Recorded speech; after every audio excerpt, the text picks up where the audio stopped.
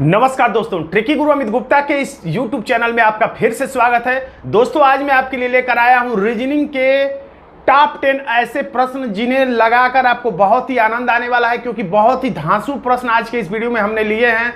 उन प्रश्नों को हल करके आप जरूर कुछ ना कुछ नया हमसे आज के इस वीडियो में सीख पाएंगे। और तो पूरा वीडियो शुरू से लास्ट तक देखिएगा कि इसमें सारे प्रश्न अलग अलग टाइप के हैं और सब प्रश्नों में कुछ अलग अलग प्रकार का किक है, जिसे हम लोग सॉल्व करने की कोशिश करेंगे पेन फ्री रीजनिंग ट्रिक के माध्यम से। तो देखिए, पहला प्रश्न है, जल्दी जल्दी देख लिए, बता दीजिए, क्योंकि जब हर चैप्टर से प्रश्न आते हैं तो हमारा दिमाग जल्दी जल्दी काम करता है कि किस प्रश्न में कौन सा ट्रिक हमें लगाना चाहिए। तो इस प्रश्न जब आप सारा चैप्टर पढ़ चुके होंगे तभी आप ऐसा कर सकते हैं कि मिश्रित प्रश्नों को सॉल्व करें, ताकि आपका दिमाग जल्दी जल्दी हर ट्रिक पे कूद कूद के चला जाए। तो ये घड़ी का प्रश्न है, और जब कुछ न लिखा रहे कि लंबवत दर्पण है कि क्षैतिज दर्पण है कि दर्पण प्रतिबिंब है कि जल प्रतिबिंब है, बस दर्पण लिख दे तो आपको लंबवत दर्पण मानना चाहिए, सामान्य आईना मानना चाहिए। तो यहां पर लिखा है, यदि किसी घड़ी का दर्पण प्रतिबिंब समय 3:15 है, 3:15 है, तो उस समय दर्शाता है, तो उसका सही समय क्या है। या ये भी लिख देता कि सही समय 3:15 है, तो दर्पण में क्या दिखाई देगा। तो दोनों के लिए एक ही ट्रिक है। मुजबानी पेन फ्री ट्रिक क्या है? पेन फ्री ट्रिक का मतलब यह है कि आपको ये याद रहे कि बस दर्पण प्रतिबिंब वाला समय पूछेगा तो आपको 12 में से घटाना है। कुछ लोग 11:60 में से घटाते हैं, लेकिन पेन फ्री ट्रिक का मतलब यह है कि मुजबानी हल करना, तो आप 12 में से ही घटाइएगा। कितना घटाना है? 3:15। ये 3 क्या है? घंटा है। ये 15 क्या है? मिनट है। याद रखिएगा, लिखने की जरूरत नहीं है, ये सिर्फ मैं आपको समझाने की 3 घंटा है और ये 15 मिनट है। तो 1 घंटा में 60 मिनट होता है, सब लोग जानते हैं। तो 12 में से पहले मुजबानी रूप से 12 में से पेपर पे अभी लिखा ही रहेगा, तो 12 में से पहली संख्या यानी 3 घटा देंगे तो कितना हो जाएगा? 9 हो जाएगा। 12 में से 3 निकालेंगे तो हो जाएगा 9। अब आपके पास बचा 9। अब जो 9 बचा है उसमें से 15 मिनट और निकाल दीजिए, यानी 9 घंटा में से 15 मिनट निकाल देंगे तो जरूर 8 घंटा और 45 मिनट बच जाएगा, और यही आपका आंसर होगा। उम्मीद करता हूं आप मेरी बातों को अच्छी तरह समझ रहे होंगे। हमारा आंसर हो जाएगा डी, 8:45। अब अगला प्रश्न ब्लड रिलेशन का है, या कह सकते हैं पहेली टाइप का प्रश्न है। स्क्रीनशॉट लेके या ऐसे ही देख के वीडियो को रोक के खुद से उत्तर बताने का प्रयास करिए। मॉक टेस्ट के रूप में इस्तेमाल करिए इसको, और देखिए कि आप कितने प्रश्नों का सही उत्तर दे पाते हैं। ये कुछ प्रश्न वैसे ही है जैसे तीतर के 2 आगे तीतर, तीतर के 2 पीछे तीतर, बोलो कितने तीतर, वैसा ही कुछ प्रश्न है। तो थोड़ा सा दिमाग दौड़ाइए तो आपको पता चल जाएगा रक्त संबंध के प्रश्नों में कि यहाँ पर 3 औरतें हैं, 3 फीमेल हैं, तो फीमेल को हम लोग माइनस से दर्शाते हैं। 3 फीमेल हैं और साथ जा रही 3 ही फीमेल हैं। कितनी फीमेल है? 3। माइनस कितनी है? 3। उनमें से 2 क्या है? माताएं हैं। इस तरीका का चित्र बनाना है, 3 से ज्यादा ना हो पाए महिलाएं, और उसमें क्या है? 2 माताएं हैं। तो कैसा चित्र बनेगा देखिए, मैं बता देता हूं। ये एक पीढ़ी नीचे दर्शा दिए, तो ये इसकी पुत्री है, यानी ये क्या हो गई? माता हो गई। अब इसके नीचे एक पीढ़ी और माइनस दर्शा दिए, तो देखिए ये माता क्यों है? ये माता क्योंकि इसकी एक पुत्री। माता किसे कहते हैं? जिसका कोई पुत्र या पुत्री हो, लेकिन यहाँ पे 3 माताएं लिखा, 3 औरतें लिखा, इसलिए हम लोग माइनस ही दर्शा रहे हैं। तो ये माता इसलिए कहला रही क्योंकि इसकी एक पुत्री है, और ये भी माता कहलाएगी। क्यों कहलाएगी? क्योंकि इसकी भी एक पुत्री है ये, तो दोनों की इसकी पुत्री ये है, इसलिए माता बन गई। जब इसकी पुत्री ये जन्म ली होगी तो ये भी माता बन गई होगी। तो एक माता ये और एक माता ये, दूसरी माता ये, यानी कि 2 माताओं का तो काम हो गया। अब हमको 2 पुत्रियां बनाना है। तो पुत्री का मतलब कोई माता पिता होगा, उसका वो संतान होगी, वही पुत्री कहलाएगी। तो यहाँ पे खैर 3 औरतें लिखा इसलिए, तो एक पुत्री तो ये है। किसकी पुत्री है? तो इसकी ये पुत्री है। किसकी पुत्री है? तो इसकी पुत्री है। ये भी पुत्री ही है। किसकी पुत्री है? तो इसकी पुत्री है, लेकिन ये भी तो पुत्री होगी किसी की। लेकिन यहाँ पर 3 औरतों की बात की जा रही, तो सिर्फ हम इतना ही दर्शाएंगे, यानी ये माता है और ये माता है, और पुत्री कौन है? तो ये पुत्री है और ये पुत्री है। तो यहाँ पर हमारा कंडीशन हो गया। लेकिन प्रश्न पूछ रहा है कि सबसे बड़ी और सबसे छोटी सबसे बड़ी जो है सबसे छोटी से किस प्रकार संबंधित है? तो देखिए ये इसकी माता है, दूसरे पेन से देख लीजिए, ये जो है इसकी माता है, और माता की माता को क्या कहते हैं? तो माता की माता को नानी कहते हैं, माता की के पिता को नाना कहते हैं। यहाँ पे माता की माता, इसलिए हमारा आंसर आ जाएगा नानी, जो कि विकल्प 3 में है। तो हमारा आंसर हो जाता है 3। कैसा लगा आपको प्रश्न? अगर मजा आया हो इस प्रश्न को हल करने में तो कमेंट बॉक्स में लिख दीजिएगा मजा आ गया। चलिए अगला प्रश्न खैर सॉल्व करते हैं। और देखिए यहाँ पे थोड़ा सा मेरा प्रमोशन भी हो जाए, तो मैं अब ऑनलाइन रीजनिंग जितने पेन फ्री ट्रिक हैं उसके लिए मैंने कोर्स लाया है, पेन फ्री रीजनिंग ट्रिक्स का, जिसमें ये सब जानकारियां हैं। कैसे कैसे आपको कोर्स मिलेगा, कितने का मिलेगा, ये सब जानकारी अगर आपको चाहिए, अगर आप हमसे रीजनिंग को सिलसिलेवार ढंग से पूरे संपूर्ण रूप से आसान से एकदम कठिन प्रश्नों को कम से कम समय में एक्यूरेसी के साथ हल करने के लिए आप हमसे जुड़ सकते हैं। अगर आपको जुड़ना है तो इस व्हाट्सएप नंबर पे रीजनिंग लिखकर हमें केवल व्हाट्सएप कर सकते हैं। रीजनिंग लिखकर मैसेज कर देंगे तो आगे की जानकारी आपको दे दी जाएगी, कैसे आप हमसे बहुत कम न्यूनतम मूल्य में जुड़ सकते हैं। खैर चलते हैं प्रश्न पे। देखिए ये कथन और पूर्वधारणा का प्रश्न है। जैसा कि आपको मैंने कथन पूर्वधारणा के प्रश्न भी बहुत कराए हैं, पहले ट्रिक भी बताया है। कहा जाता है इसका कोई ट्रिक नहीं है, इसके बावजूद भी मैंने 10-10 ट्रिक्स बताए हैं कथन और पूर्वधारणा की, जो आपकी मदद करते हैं। लेकिन यहाँ पे मैं ट्रिक्स विस्तार से नहीं बताऊंगा, ये एक तरह से मॉक टेस्ट है, तो थोड़ा सा फिर भी बता देता हूं। कथन का मतलब तो कथन हो गया, और पूर्वधारणा का मतलब इस कथन को बोलने से पहले पूर्व धारणा, यानी ये जो व्यक्ति इस बात को बोला है उस बोलने से पहले उसने क्या सोचा है, क्या पहला वाला बात सोच के बोला है या दूसरा, या दोनों में से कोई नहीं। यानी पूर्व धारणा, यानी बात बोलने से पहले उस व्यक्ति के मन में क्या विचारधारा रही होगी, क्या सोचकर उसने बोला होगा। इसमें सही गलत क्या है ये नहीं बताना कि ये कथन सही, निष्कर्ष सही है या गलत है, ये नहीं बताना है। इस व्यक्ति ने कथन को बोलने से पहले क्या सोचा होगा ये बताना होता है लगभग में। तो देखिए कथन में क्या है, काम में जागरूकता लाने के लिए आकर्षक उपहार की घोषणा करें। कोई बोल रहा है कि अगर आपको अपने काम में जागरूकता लाना है तो क्या करिए कि पुरस्कार की घोषणा करिए। पुरस्कार का मतलब कि अगर ये व्यक्ति फर्स्ट आता है, जैसे कोचिंग में या कहीं भी पुरस्कार मिलता है कि जब आप टेस्ट में फर्स्ट आएंगे तो आपको ये मिलेगा, सेकंड आने पर ये मिलेगा, थर्ड आने पर ये मिलेगा। तो ये इस तरीके का पुरस्कार देने की, उपहार की घोषणा करें। क्यों घोषणा करें? इससे जागरूकता आएगा। अगर अपने समझने के लिए देखा जाए तो कहा जाए कि अगर छात्रों में ऐसे पुरस्कार की घोषणा की जाए तो उनमें पढ़ने के प्रति रुचि पैदा होगी, जागरूकता पैदा होगी, ऐसा कह रहा है व्यक्ति। तो इसने ये क्या सोचकर बोला होगा, इसके मन में क्या बात रही होगी। तो पहला पढ़ें, उपहार देकर किसी काम के प्रति आकर्षण बढ़ाना संभव नहीं होगा। तो ये तो ठीक इसका उल्टा बोल रहा है। ये कह रहा है कि आम, और ये बोल रहा है कि इमली।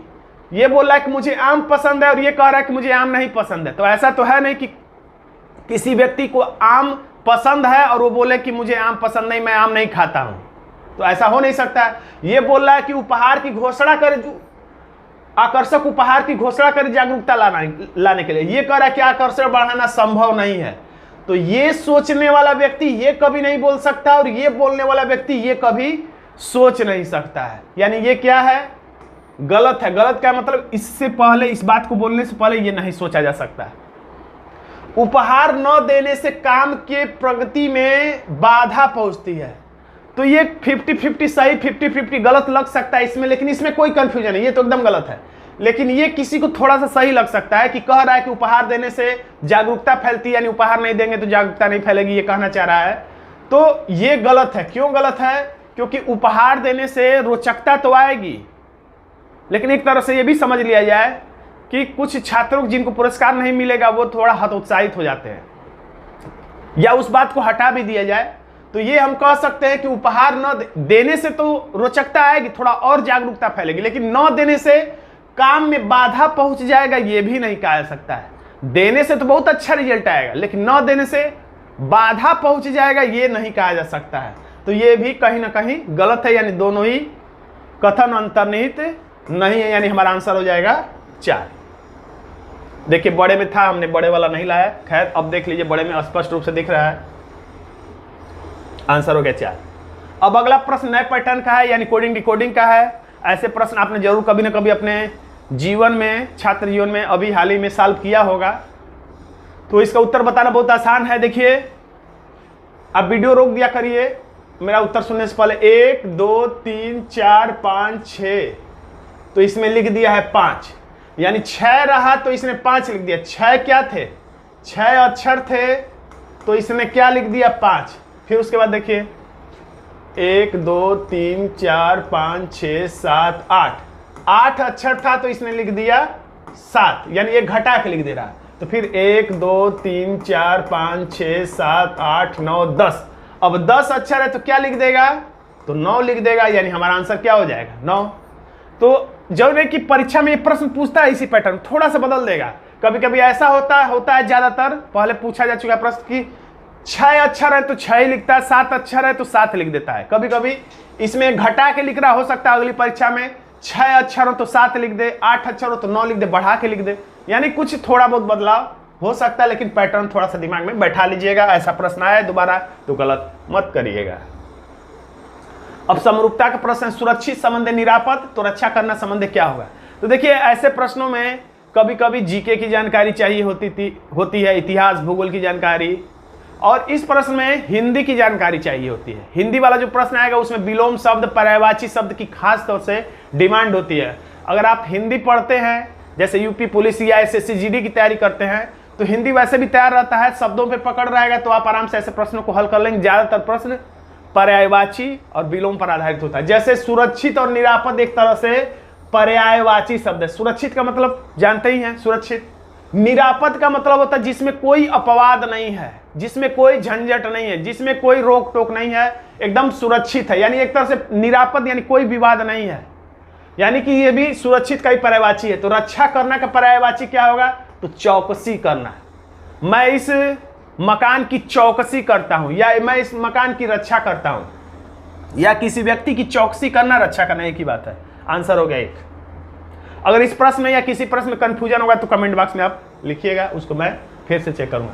अब देखिए, ये प्रश्न दिशा परीक्षण का दिखाई दे रहा है, लेकिन इसमें भी थोड़ा सा ट्विस्ट है। आपने देखा होगा मीटर तो मीटर सब रहता है, किलोमीटर तो सब किलोमीटर रहता है, लेकिन इसमें खास बात यह है, प्रश्न सॉल्व करते समय याद रखिएगा, ये जो 4 है ये किलोमीटर है, लेकिन बाकी सब जो है देखिए मीटर, और यहां पे 600 मीटर, 200 मीटर, बाकी सब मीटर है। तो यहां पर थोड़ा सा ट्विस्ट आ गया प्रश्न में, ये कहीं गलती से नहीं छपा, ये सचमुच में 1 किलोमीटर, बाकी सब मीटर में है। खैर, हम लोग प्रश्न को हल करते हैं। रमेश अपने पुलिस स्टेशन से निरीक्षण कार्य करने के लिए, यानी कि दरोगा होगा, मान लीजिए कि ये है इसका पुलिस स्टेशन, तो पुलिस स्टेशन से ये क्या कर रहा है? से निरीक्षण कार्य के लिए निकला और 4 किलोमीटर दूर यात्रा करने गया। किधर गया नहीं लिखा है, तो जिधर आपका इच्छा करे उधर घुमा दीजिए। हमारे पास जगह ऊपर है तो ऊपर घुमा दे रहे हैं। तो ऊपर गया कितना? 4 किलोमीटर दूर, तो 4 मान लीजिए हम लोग इतना चला देते हैं, यहां पे लिख देते हैं 4 किलोमीटर, या लिख देते हैं किमी, किलोमीटर। अब सीधे के बाद वह बाजार से, यानी यहीं पे क्या है? बाजार है, बाजार से वह बाईं ओर मुड़ा, यानी कि एंटी क्लॉकवाइज मुड़ा, और 600 मीटर 600 मीटर है, तो 1 किलोमीटर बराबर 1000 मीटर होता है। तो 600 मीटर को किलोमीटर में बदलिए, या किलोमीटर को सारी दूरी को मीटर में बदल लीजिए, या सारी दूरी को किलोमीटर में बदल लीजिए। तो यहाँ पे ऑप्शन में सब किलोमीटर है, तो इसलिए सभी दूरी को आप किलोमीटर में बदल लीजिए, ज्यादा अच्छा रहेगा, 2 बार अल्टी पल्टी नहीं करना पड़ेगा। तो 600 मीटर बाएं मुड़ा, तो 600 मीटर को किलोमीटर में बदलना है, तो 1000 से भाग दे देंगे, 2 जीरो से 2 जीरो, 1 जीरो के बदले यहाँ पे दशमलव आ जाएगा, यानी कि 600 मीटर का मतलब 6 मीटर, यानी ये 4 है तो 6 मीटर का मतलब आधा से थोड़ा ज्यादा, यानी बस आप थोड़ा सा चला दीजिए इतना कि दिखे बस, तो 6 मीटर बाएं मुड़ा, फिर आता है, फिर वह बाईं ओर मुड़ा और 200 मीटर, तो 200 मीटर को भी वैसे किलोमीटर में बदलेंगे तो 1000 से भाग देंगे, तो क्या हो जाएगा? 0.2 हो जाएगा। तो बाएं मुड़ा 0.2, ये 6 है तो 0.2 एकदम थोड़ा ही सा होगा, लेकिन फिर भी आपको थोड़ा सा ऐसा दिखाइए ताकि दिख जाए आपको 0.2। 2 मीटर। पुनः बाईं ओर मुड़ा और 600 मीटर, यानी कि 600 मीटर यानी कि 0.6 यहाँ पे लिखा है, फिर से निकालेंगे नहीं हम लोग, तो 0.6 यानी कि एकदम ठीक इसी के बराबर आके यहीं पे रुक गया है। और यहीं पर ये क्या हो गया, खड़ा हो गया, अपना पैर ऐसे करके बैठ गया, सुस्ताने लगा। अब पूछ रहा है कि रमेश जो है पुलिस स्टेशन से कितनी दूर है, तो पुलिस स्टेशन ये है, इसका पुलिस स्टेशन ये है, और यहां पर ये इस समय है, दूसरे पेन से देख लीजिए, यहां पर इस समय खड़ा है वो, यानी यहां पे, और पुलिस स्टेशन इसका ये है।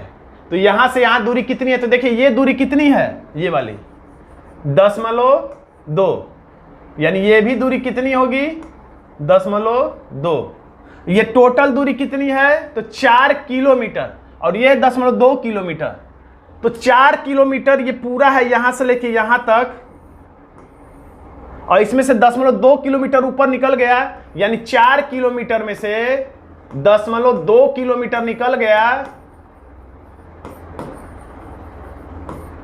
तो कितना बचा, तो यहां 10 है, 10 में से 2 निकला 8, और यहां पर 3, यानी 3.8 किलोमीटर, यानी कि हमारा आंसर हो जाएगा 3.8, यानी विकल्प 3। अगला प्रश्न देखिए, अलग क्रम परीक्षण से है, रैंकिंग से है।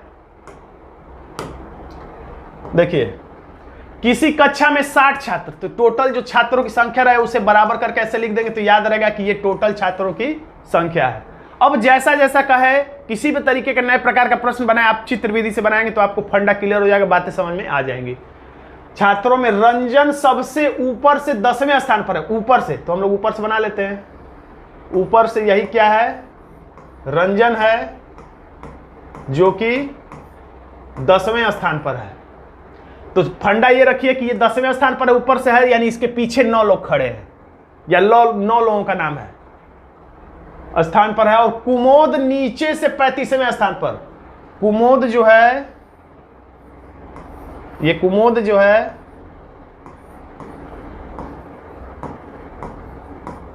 नीचे से किस स्थान पे है, तो 35वें स्थान पर है, कोई दिक्कत नहीं है, तो है। पुनीत जो है कुमोद से 10 स्थान ऊपर है, पुनीत जो है कुमोद से 10 स्थान ऊपर है, यानी कि अगर ये है 35वें पर, तो कुमोद कितने पर है, ये है कुमोद, इसका 2 टांग बना देते हैं, कुमोद का हाथ भी बना देते हैं हम लोग, ये है कुमोद, नहीं क्या नाम है इसका, पुनीत।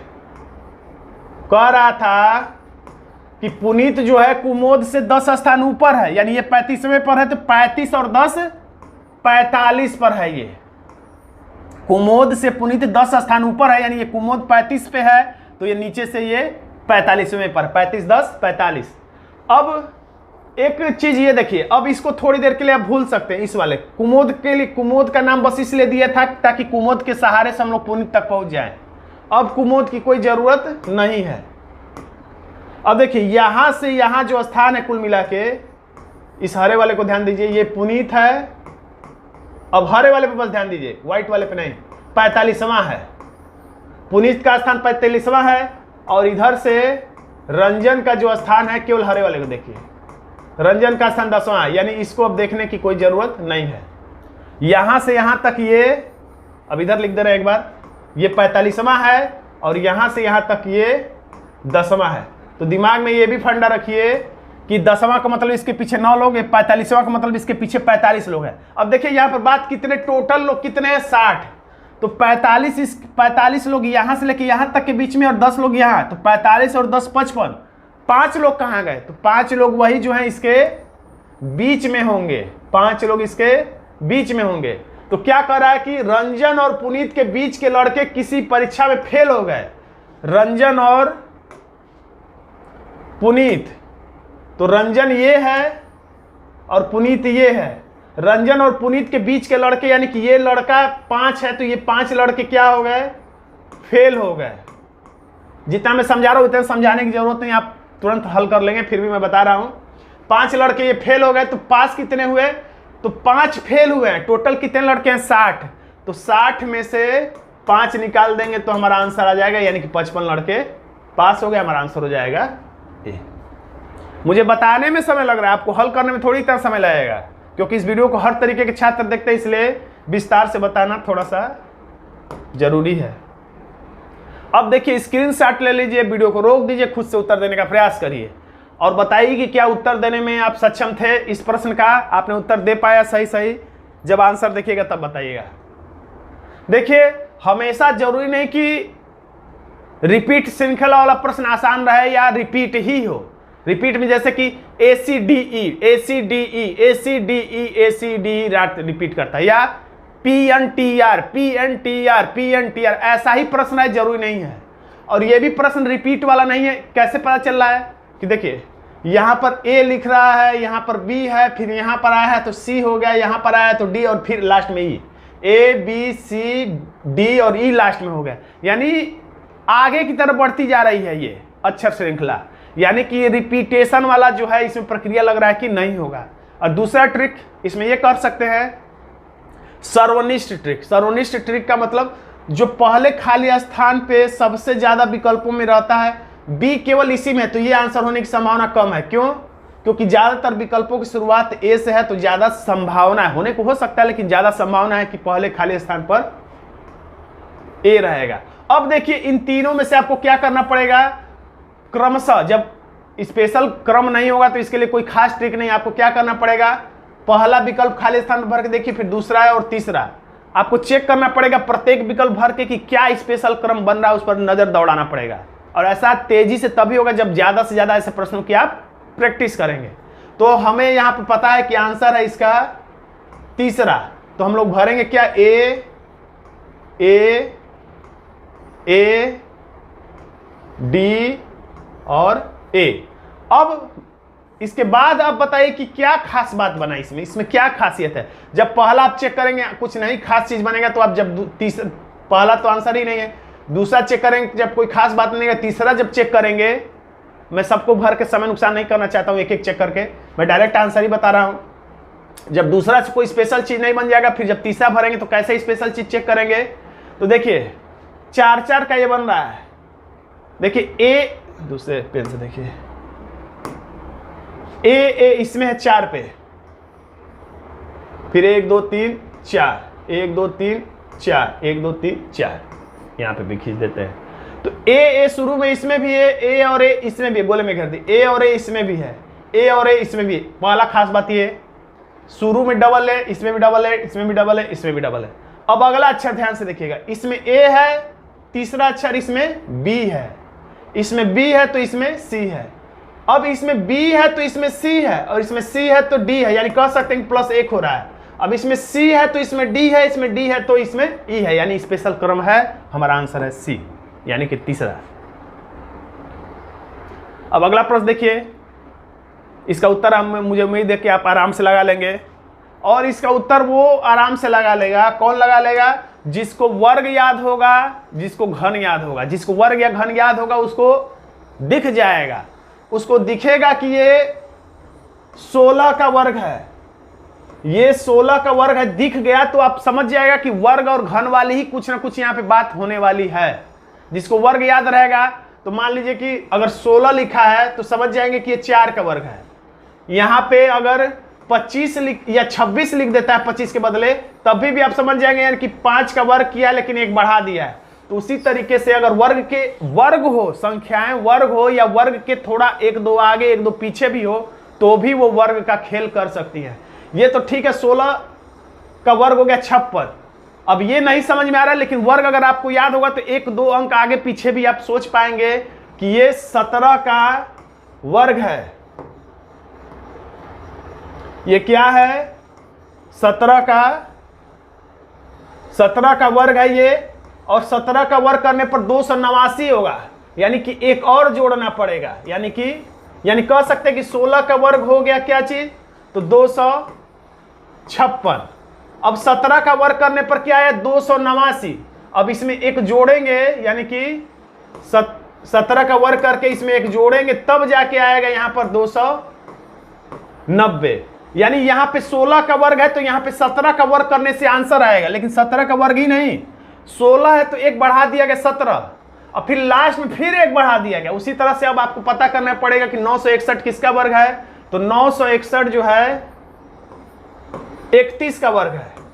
तो 31 का वर्ग है तो अब जरूर 32 का वर्ग करेंगे और प्लस 1 करेंगे तो क्या आएगा 1025 आएगा, जो कि हमारा आंसर होगा। अब देखिए लास्ट प्रश्न, ये कोडेड ब्लड रिलेशन का प्रश्न है, इसको हम लोग देख लेते हैं। तो डायरेक्ट हम लोग इसको सॉल्व करेंगे। तो ऐसे प्रश्न हम कैसे सॉल्व करते हैं, तो शुरू के 2 अक्षरों को गोले में घेरिए। 3 से पहले क्या लिखा हुआ है, जे, तो ऊपर जाके देखिए 3 से पहले क्या आया है, पी, तो 3 से पहले पी आया है तो पी क्या बन गया है, पुत्री बन गया है। तो 3 से पहले जे आया है तो जे क्या बन जाएगा, पुत्री। पुत्री का मतलब फीमेल। 2 ही चीज पर ध्यान देना होता है कि लिंग क्या है, स्त्रीलिंग है कि पुल्लिंग है। स्त्रीलिंग है तो माइनस, पुल्लिंग है तो प्लस। और दूसरा चीज पीढ़ी कौन सी है, अपनी पीढ़ी है तो अगल बगल, ऊपर की पीढ़ी है 1 पीढ़ी तो ऊपर, 2 पीढ़ी ऊपर है तो 2 पीढ़ी ऊपर, 1 पीढ़ी नीचे है तो 1 तीर नीचे, 2 पीढ़ी है तो 2 तीर नीचे। तो पुत्री है तो पता चल गया कि फीमेल है इसलिए माइनस कर दिया, पुत्री है तो 1 तीर नीचे तो ऐसे लिख दिया, किसकी, तो अगले अक्षर की यानी कि एल की। अब क्या करिए, पिछला 1 और अगला 1 ले लीजिए, यानी कि L9N, तो N 9 से पहले L आया है तो ये देखिए 9 वाला कहां पर खेल है, खेल मदारी 9 यहां पर, थोड़ा इधर उधर हो गया है, ये 9 यहां पर है। तो 9 से पहले क्या है, P, 9 से पहले P, तो P क्या बन गया है, P बन गया है बहन। देखिए अंक से पहले जो भी आएगा, 9 से पहले P ही नहीं, QRST UVWXYZ Ramesh Suresh Mukesh ABCD 1 2 3 4 जो भी आ जाएगा, 9 से पहले जो भी आ जाएगा, चाहे वो P हो चाहे कोई भी हो, 9 से पहले P आया है तो क्या बन गया है, बहन। तो 9 से पहले जो भी आ जाएगा, जैसे 9 से पहले यहां पर L आया है तो L भी बन जाएगा बहन। बहन का मतलब माइनस स्त्रीलिंग, और बहन का मतलब अपनी ही पीढ़ी, किसकी, तो N की, यहां पर लिख देंगे N। अब पिछला 1 और अगला 1, तो 3 लिखा है तो 3 वाली कहानी, यहां पर 3 से पहले P आया तो P बन गया पुत्री। तो इस बार N, 3 से पहले N आया तो N बन जाएगा पुत्री यानी कि माइनस, और पुत्री का मतलब 1 पीढ़ी नीचे, किससे, तो अगला अक्षर है O से। अब पिछला 1 अगला 1, तो 5 लिखा है, 5 वाली कहानी कहां है, ढूंढिए इसमें, ये है। तो 5 से पहले आने वाला अक्षर P क्या बना है, तो P बन गया है पिता। तो 5 से पहले जो भी नाम आ जाएगा, जरूरी नहीं कि P तो एक दिखा दिया है कि 5 से पहले आया है तो क्या बन गया है, पिता। तो 5 से पहले आने वाला कहां गया, 5 से पहले आने वाला हमेशा पिता ही बनेगा, चाहे वो जो भी नाम रहे। तो 5 से पहले O आया है तो O भी क्या बन जाएगा, पिता। पिता का मतलब 1 पीढ़ी ऊपर, किससे, तो अगले नाम से। तो इसको नीचे लिखना है, इसके ऊपर मत लिख दीजिएगा। अब क्या पूछ रहा है, जे के से, तो जिस नाम के आगे से लिखा है, तो के आगे से लिखा है तो के तरफ से ही चलना है आपको, जिधर से लिखा है उधर ही से आपको चलना है, और जिधर कुछ नहीं लिखा है या जहां पर का लिखा है उसी को बताना होता है कि वो कौन है। तो अगला नाम पे कुछ नहीं लिखा है तो इसी को हम लोग बताएंगे कि ये साहब जो है वो कौन है, और जिस नाम के आगे से लिखा है उसी की तरफ से हम लोग चलना स्टार्ट करेंगे। तो ये 1 पीढ़ी ऊपर है यानी इसके पिता हैं, लिखने की जरूरत है, फिर मैं लिख रहा हूं पिता हैं। और पिता की ये क्या है, पुत्री है, तो पिता की पुत्री को ये क्या बोलेगा, इसके लिए तो ये बहन है, पिता की पुत्री यानी इसके लिए ये बहन है। अब बहन की बहन तो ये भी बहन ही होगी, बहन की बहन को बहन ही कहेगा। अब बहन की पुत्री, तो बहन की पुत्री को हम लोग भांजी कहते हैं, यानी कि जे क्या है, भांजी है किसकी, तो के की, यानी हमारा आंसर हो गया सी। ये थोड़ा सा और नीचे रहना चाहिए, के थोड़ा सा नीचे दिख रहा है लेकिन के ऊपर है, और जे थोड़ा सा नीचे। ये के जो है ये सब तीनों एक लाइन में है, और ये इससे 1 पीढ़ी नीचे है। तो दोस्तों आज का वीडियो आपको कैसा लगा कमेंट बॉक्स में जरूर लिखिएगा। वीडियो अच्छा लगा तो वीडियो को लाइक कर दीजिएगा, इसे अपने दोस्तों में शेयर कर दीजिएगा, और अगर आप हमारे पेड वीडियो कोर्स से जुड़ना चाहते हैं तो इस व्हाट्सएप नंबर पर आप हमसे संपर्क कर सकते हैं। धन्यवाद दोस्तों।